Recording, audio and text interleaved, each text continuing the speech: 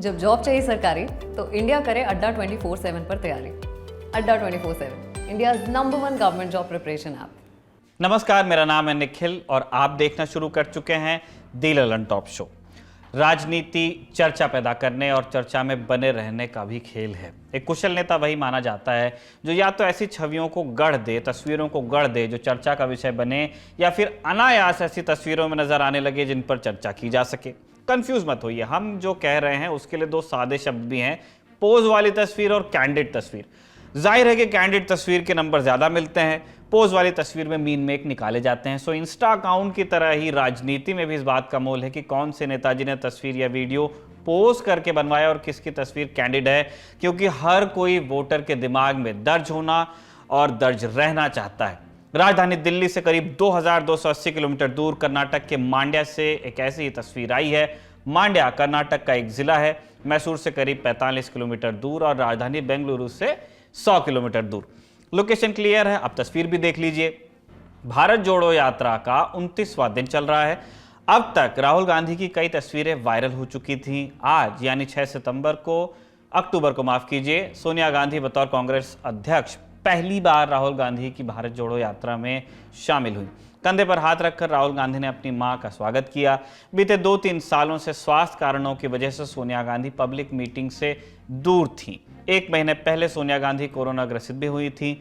Covid काल के बाद ये पहला मौका था संभवतः जब इस तरह लोगों के बीच उनकी सार्वजनिक उपस्थिति दर्ज हुई। राजनीति में वो सक्रिय रही हैं। बीते दिनों संसद में उनकी और स्मृति ईरानी की नोकझोंक भी चर्चा का विषय बनी थी, लेकिन इस तरह से रैली या यात्रा में उन्होंने कई दिन बाद शिरकत की है। करीब 15 मिनट तक चलने के बाद राहुल ने तबीयत को देखते हुए उन्हें रोक दिया, कार में बैठने के लिए कहा। उस वक्त तो वो कार में बैठी, लेकिन थोड़ी देर बाद फिर से वापस यात्रा में आ जाती हैं। इसी दौरान सामने आती है एक तस्वीर। राहुल गांधी सोनिया गांधी के जूते का फीता बांधते हुए नजर आते हैं। ये तस्वीर सोशल मीडिया पर वायरल हो जाती है। समर्थक माँ बेटे का प्यार बताते हैं, विरोधी राजनीति का हिस्सा एक स्टंट बताते हैं। प्रतिक्रियाएं जो भी हों, मगर चर्चा इसी तस्वीर के इर्द गिर्द रही। तस्वीरें और भी वायरल हुई जिनमें सोनिया गांधी एक बच्ची से मिलती हैं, वो भीड़ में गिर जाती हैं तो उसकी पीठ सहलाती नजर आती हैं।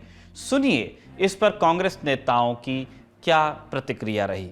कर्नाटक में हम उम्मीद कर रहे थे कि मैसूर और मंड्या जिले में ऐसे ही रिस्पांस मिलेगा, और जो हम उम्मीद कर रहे थे उससे भी ज्यादा रिस्पांस मिला है। बहुत सकारात्मक लोग आए हुए हैं। सुबह 8:30 बजे से सड़कों पर हैं, राहुल जी की इंतजार कर रहे हैं, भारत यात्रियों की इंतजार कर रहे हैं। और आज एक विशेष दिन है क्योंकि कांग्रेस अध्यक्ष सोनिया गांधी जी भी यहाँ मौजूद हैं। सोनिया गांधी जी हम सबकी प्रेरणा स्रोत हैं। उनका साहस, उनका बलिदान, उनका जीवन, उनकी कार्यशैली हर कांग्रेस जन, आम जनमानस के लिए प्रेरणादायक है। आज वो खुद आकर एक जंग का ऐलान करेंगी। भाजपा निर्मित महंगाई के खिलाफ, भाजपा निर्मित बेरोजगारी के खिलाफ, कर्नाटक की 40% करप्ट कमीशन गवर्नमेंट के खिलाफ, और देश में नफरत और तोड़ने का माहौल जो फैल रहा है उसके खिलाफ। कांग्रेस नेताओं के अलावा इस पर भाजपा नेताओं की प्रतिक्रिया भी आई, उसे भी सुनिए। अच्छा है, वो तो माँ और बेटे का जो संबंध होता है वो निभा रही हो, और उनको भी वास्तविकता पता है, नहीं तो जाती थोड़ी गई हूँ। कुल मिलाकर कांग्रेस में जिस प्रकार भगदड़ मच रही है उसको रोकने का प्रयास गांधी परिवार कर रहा है। मुझे नहीं लगता कि कांग्रेस की भगदड़ अब भी रुकेगी। देखो, ये मुझे भारत जोड़ो यात्रा तो दिख नहीं रही है। परिवार के प्रमोशन और प्रोटेक्शन के प्रोग्राम से ज़्यादा कुछ नहीं है ये। कि युवराज जो है वो, और सामंती सोच दिखाई पड़ती है उसमें कि युवराज जो है वो आज पानी में भीग गए, तो वो बहुत बड़ी उनके लिए घटना हो गई। युवराज जो है वो कीचड़ में चल दिए, बहुत बड़ी घटना उनके लिए हो गई। युवराज जो है वो धूप में जो है वो पसीना बहा रहे हैं, उनके लिए बहुत बड़ी घटना हो गई। युवराज जो है वो नदी में कूद गए, वहाँ पर जो है स्विमिंग कर रहे हैं, वो भी बहुत बड़ी घटना हो गई। ये जो पूरा के पूरा सामंती सोच के साथ ये परिवार का प्रमोशन और प्रोटेक्शन प्रोग्राम चल रहा है, इससे ज़्यादा कुछ नहीं है। विपक्षी पार्टी होने के नाते कांग्रेस की विपक्षी बीजेपी की प्रतिक्रिया तीखी है, जबकि कांग्रेस इसे स्वाभाविक तस्वीर बता रही है। राजनीति में तस्वीरों की अपनी जगह है, मगर असल सवाल तो तस्वीरों के पीछे की राजनीति का है। सोनिया गांधी के कर्नाटक पहुंचने और भारत जोड़ो यात्रा में पहुंचने के पीछे की कहानी पर अब आते हैं। भारत जोड़ो यात्रा 7 सितंबर को तमिलनाडु के कन्याकुमारी से शुरू हुई, जिसे कश्मीर तक पैदल ही जाना है। तमिलनाडु और केरल होते हुए यात्रा कर्नाटक पहुंच गई, जहां इस यात्रा को करीब 512 किलोमीटर चलना है। राहुल गांधी तो लगातार चल ही रहे हैं, सोनिया गांधी का पहुंचना खबर को मजबूती दे गया। अब सवाल यह है कि ऐसा क्या हुआ जो सोनिया गांधी को दिल्ली से कर्नाटक जाना पड़ा। दरअसल सोनिया गांधी के जाने की पटकथा बीते दिनों मची कांग्रेस में हलचल के बाद लिखी गई। राजस्थान और कांग्रेस अध्यक्ष को लेकर जो कुछ भी हुआ वो हमने आपको विस्तार से दिखाया है तमाम एपिसोड्स में। पूरे विवाद के दौरान राहुल गांधी दिल्ली से दूर ही रहे। जब राजस्थान में क्राइसिस चल रहा था तो कई नेताओं ने चाहा कि राहुल गांधी दिल्ली आएं। राहुल ने दिल्ली आने से मना कर दिया, वो यात्रा बीच में छोड़ने के लिए तैयार नहीं थे। इस वजह से कांग्रेस के तमाम बड़े मुद्दों पर सोनिया गांधी और राहुल गांधी के बीच आमने सामने बातचीत नहीं हो पाई। ललन टॉप के सूत्र बताते हैं कि भारत जोड़ो यात्रा में शामिल होने के बीच एक मकसद बातचीत का भी था। दिन का चुनाव भी उसी हिसाब से किया गया। दशहरे के मद्देनजर 4 और 5 अक्टूबर की तारीख राहुल गांधी की भारत जोड़ो यात्रा में ब्रेक के लिए मुकर्रर थी। उस दिन रुकने वाली थी यात्रा। सोनिया गांधी की कर्नाटक से पहली तस्वीर 5 अक्टूबर की शाम आ गई, जब वो कर्नाटक के भीमानाकोल्ली मंदिर में दशहरे के दिन पूजा करते नजर आई। लेकिन सोनिया गांधी 4 अक्टूबर को ही कर्नाटक के मंड्या पहुंच गई थी। सूत्र बताते हैं कि यात्रा में शामिल होने से पहले के 2 दिन राहुल गांधी और सोनिया गांधी के बीच तमाम मुद्दों पर लंबी बातचीत हुई। इस दौरान वो कैमरे की नज़र से दूर रहे। सूत्र बताते हैं कि सोनिया और राहुल गांधी की बातचीत भारत जोड़ो यात्रा के जो कंटेनर साथ में चल रहे हैं उनमें न होकर किसी गुप्त स्थान पर हुई थी। जानकार बता रहे हैं कि बातचीत के केंद्र में कांग्रेस अध्यक्ष का चुनाव, राजस्थान में हुए घटनाक्रम के साथ साथ आगामी गुजरात चुनाव भी रहा। सवाल ये भी उठा कि राहुल गांधी गुजरात और हिमाचल प्रदेश में प्रचार करने जाएंगे या नहीं, लेकिन उससे पहले 17 अक्टूबर को कांग्रेस अध्यक्ष का चुनाव होना है। 19 अक्टूबर को नतीजे आने वाले हैं। 2 उम्मीदवार आप जानते हैं कौन कौन, मल्लिकार्जुन खड़गे और शशि थरूर हैं। इन्हीं के बीच मुकाबला है।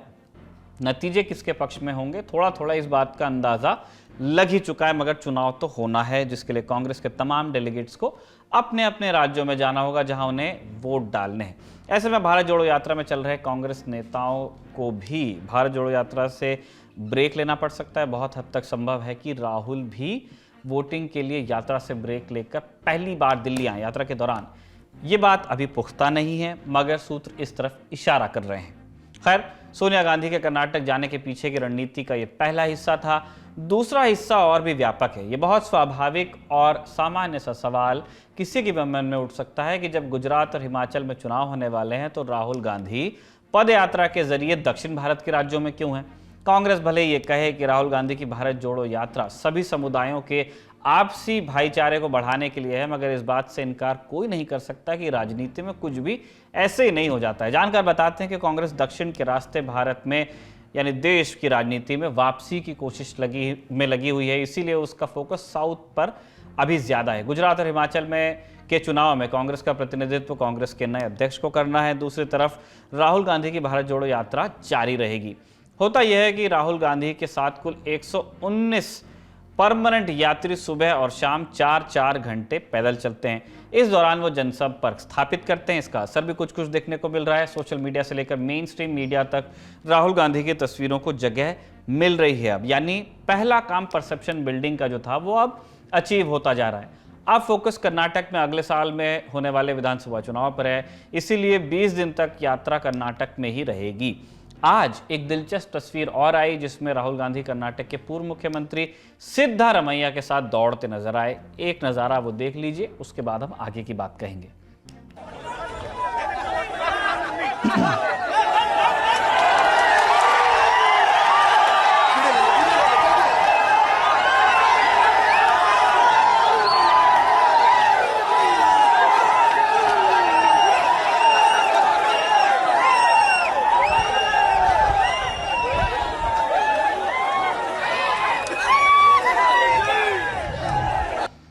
सिद्धारमैया वयोवृद्ध नेता हैं, 75 साल उनकी उम्र है, पूर्व मुख्यमंत्री हैं, लेकिन राहुल गांधी ने अपने साथ दौड़ा लिया उन्हें। हो सकता है कि एक मैसेज ये भी दिया जा रहा हो कि सिद्धारमैया अभी भी पूरी तरह से फिट हैं, एक्टिव हैं। राजस्थान और छत्तीसगढ़ की तरह ही कर्नाटक में भी कांग्रेस के 2 धड़े हैं, एक सिद्धारमैया का और दूसरा प्रदेश कांग्रेस अध्यक्ष DK शिवकुमार का। दोनों ही यात्रा में नजर आते हैं। कांग्रेस ने कर्नाटक में बीजेपी सरकार पर भ्रष्टाचार के आरोप लगाए हैं। बीजेपी ने अब अपना सीएम बदल दिया है। येदियुरप्पा की जगह आ गए हैं बसवराज बोम्मई, ये अब मुख्यमंत्री हैं। लेकिन कांग्रेस ने आरोपों में 40% कट का लेबल चिपका दिया है उनके ऊपर। आपने वो पोस्टर्स भी देखे होंगे। विरोधी आरोप लगाते हैं कि उत्तर प्रदेश जैसे बड़े राज्य से यात्रा सिर्फ 2 दिन के लिए गुजर रही है, जबकि केरल, कर्नाटक जैसे राज्यों में 20-20 दिन का समय दिया जा रहा है। इसके पीछे का मकसद ये है कि कांग्रेस वहीं पर ज़्यादा मेहनत करती नजर आ रही है जहां उसे सीटें मिलने का चांस ज़्यादा नजर आता है। अगर आप 2019 के चुनाव के नतीजों पर गौर करें लोकसभा के, तो पूरे देश में कांग्रेस को कुल 52 सीटें मिली। इनमें से सबसे ज़्यादा दक्षिण से ही आई। दक्षिण के 5 राज्यों से कांग्रेस को कुल 27 सीटें मिली, 50%, यानी आधे से ज़्यादा। केरल में 15, तमिलनाडु में 8, कर्नाटक में 1, तेलंगाना में 3। जानकर बताते हैं कि इन आंकड़ों में इजाफे के लिए कांग्रेस दक्षिण में ज्यादा जोर मार रही है। वैसे भी इतिहास रहा है कि संकट के वक्त कांग्रेस एक टैक्टिकल रिट्रीट लेते हुए दक्षिण की तरफ देखती है। 2019 में जब लगा कि अमेठी से चुनाव हार जाएंगे, तो राहुल ने जीत के लिए केरल की वायनाड सीट को चुना। खुद रिकॉर्ड वोटों से जीते। पार्टी ने लगातार दूसरी करारी हार का रिकॉर्ड भी बना दिया। इससे पहले 1999 में सोनिया गांधी ने अपना लोकसभा चुनाव यूपी के अमेठी के साथ साथ कर्नाटक के बेल्लारी सीट से लड़ा था। दिलचस्प चुनाव था। वो सोनिया गांधी के मुकाबले बीजेपी ने सुषमा स्वराज को मैदान में उतार दिया। जीत सोनिया गांधी की ही हुई, अंतर करीब 56,000 वोटों का रहा। इससे पहले चलिए इमरजेंसी के बाद चुनाव हुए। 1977 में मिली करारी हार के बाद इंदिरा गांधी राष्ट्रीय राजनीति में वापसी की कोशिश कर रही थी। उनके रणनीतिकारों ने इस बार रायबरेली की जगह उन्हें कर्नाटक के चिकमंगलूर से चुनाव लड़ने की सलाह दी। 1978 के उपचुनाव में एक नारा बड़ा प्रसिद्ध हुआ, एक शेरनी 100 लंगूर, चिकमंगलूर चिकमंगलूर। नतीजे इतिहास का हिस्सा हैं। इंदिरा न सिर्फ उपचुनाव जीती, 2 साल बाद 1980 में हुए लोकसभा चुनाव में भी दमदार वापसी उन्होंने दर्ज करा ली, फिर से प्रधानमंत्री बन गई। यहां तक कि 1977 के चुनाव में जब कांग्रेस सब जगह साफ हो गई थी, उसकी ज्यादातर सीटें दक्षिण के राज्यों से आई थी। यूपीए 1, यूपीए 2 के कार्यकाल को आप देखते हैं तो कांग्रेस को संयुक्त आंध्र प्रदेश से 2004 में 29 और फिर 33 लोकसभा सीटें मिली, जबकि आज की स्थिति में तेलंगाना से कांग्रेस के पास सिर्फ 3 सीट और आंध्र में 0 है, 0 है। कांग्रेस अपने उसी आधार को वापस लाने की कोशिश कर रही है। भारत जोड़ो यात्रा का रोडमैप इस बात को भी पुख्ता करता है। वजह भी है, आप भारत के नक्शे को ध्यान से देखेंगे तो पाएंगे कि हिंदी हार्टलैंड के कई प्रदेशों में कांग्रेस की सत्ता सालों से नहीं रही है, इस सेंचुरी में ही नहीं रही है। कुछ जगह मंडल और कमंडल की राजनीति के दौर से कांग्रेस कमजोर होना शुरू हुई। 1990 के बाद से ना तो उत्तर प्रदेश, ना बिहार और ना ही गुजरात जैसे राज्यों में अपने दम पर सत्ता में आ ही पाई है। यानी 30 साल के उम्र की एक बड़ी आबादी है जिसने इन राज्यों में कांग्रेस का शासन देखा ही नहीं है। एमपी में 15 साल के सूखे के बाद सत्ता मिली तो संभाल नहीं पाए। राजस्थान में सत्ता बदलती रहती है। ऐसे में दक्षिण ही कांग्रेस को सबसे मुफीद मैदान नजर आ रहा है। अब इन प्रयासों का नतीजा क्या होगा, ये आने वाला समय ही बता पाएगा। टैक्टिकल रिट्रीट दोनों तरह की है, एक तो चुनाव के हिसाब से, नंबर ऑफ सीट्स के हिसाब से, और दूसरा संसाधनों के हिसाब से। दक्षिण के ज़्यादातर राज्य अगर आप उत्तर भारत से उनकी तुलना करते हैं तो रेवेन्यू दमदार रखते हैं, ज़्यादा रखते हैं। वहाँ अगर कोई पार्टी अच्छा कर पाती है तो उसके पास इस बात की संभावना पैदा होती है कि वो उन सारे रिसोर्सेज को कहीं दूसरी जगह इन्वेस्ट कर पाए। थ्योरी है, प्रैक्टिकल में कितना होगा ये समय ही आपको बता सकता है। ये थी हमारी बड़ी खबर। अब गौर कीजिए दिन की सुर्खियों पर।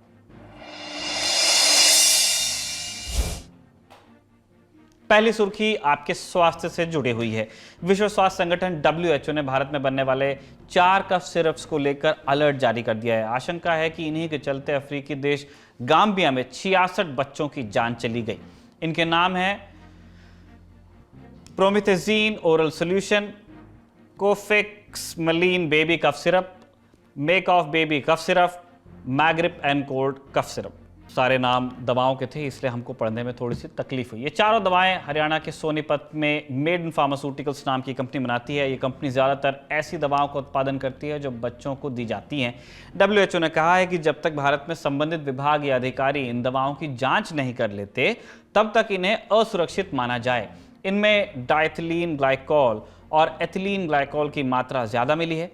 इस बाबत WHO के महानिदेशक टेड्रोस अधनोम घेब्रेयेसस ने एक ट्वीट भी किया था। दर्शकों की जानकारी के लिए बता दें कि डाइथिलीन ग्लाइकॉल और एथिलीन ग्लाइकॉल के ज़्यादा इस्तेमाल से पेट दर्द, सिर दर्द, उल्टी और डायरिया जैसी दिक्कत हो सकती है। इनके अलावा पेशाब करने में तकलीफ, मानसिक स्थिति में बदलाव और गुर्दे गंभीर रूप से प्रभावित हो सकते हैं।